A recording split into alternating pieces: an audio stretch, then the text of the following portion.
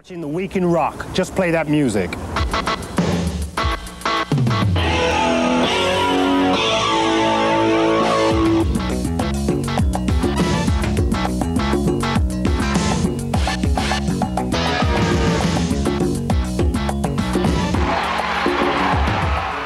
This week, we've got a trip to England on acid, a fast-track update on instant gratification, and a look at hot comic artist Bill Sienkiewicz. Hi, I'm Kurt Loder. Welcome to the Week in Rock. The big tour news this week belonged to Keith Richards, who kicked off his solo tour in Atlanta on November 23rd and has been racking up enthusiastic reviews ever since. USA Today caught his show in Washington, D.C. last Sunday and described Keith and his group, the Expensive Winos, as a hell-bent, heaven-sent garage band. The New York Times called his concert in Manhattan on Tuesday inspired rock and roll. But what about his singing, you ask? Well, one fan was quoted as saying Keith's voice was, quote, so awful, you've got to love it. We hooked up with Richards in New York, and as you're about to see, the solo life seems to be agreeing with him.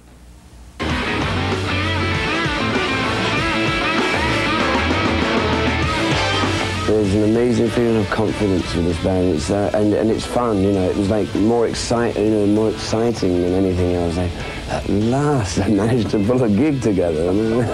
Yes, Keith Richards is finally back on the road after 6 years, and he's loving it. His new band is so naturally hot, he says he wasn't even nervous before the first gig in Atlanta last month. I was unnaturally calm. I couldn't believe, you know, friends of mine are there and other people, and they're a bag of nerves, you know. Like, calm down, you know, have a drink. He's full of shit. He was a nervous wreck. Well, whatever. Nervous or not, Keith and company have been drawing massive reactions from their concert crowds. You know, it's great when you go out to do a show and you don't see anybody sit down until, you know, you're back in the dressing room and you're the one sitting. It's the greatest. Keith's core band is augmented on stage by Rolling Stones tour vet Bobby Keys on sax and ex-LaBelle singer Sarah Dash, who turns in a soaring rendition of Time Is On My Side. Other surprises in the show include a walloping version of Connection, a Keith penned Stones nugget from 1967.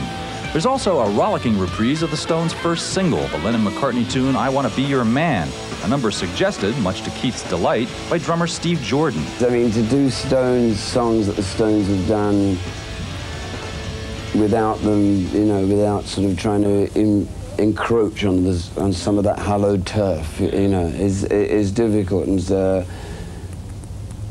And that was just like, well, it's brilliant, Steve, brilliant. Here's 20 bucks. The day after their New York show, Keith and the boys turned up at Tower Records for some feedback from the fans.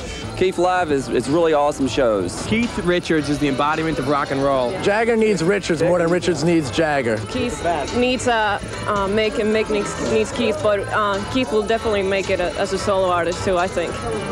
I love them both, you know, all of them. Richards' tour runs through December 17th, when it winds up at the Meadowlands Arena in New Jersey with a final gig on the eve of his 45th birthday.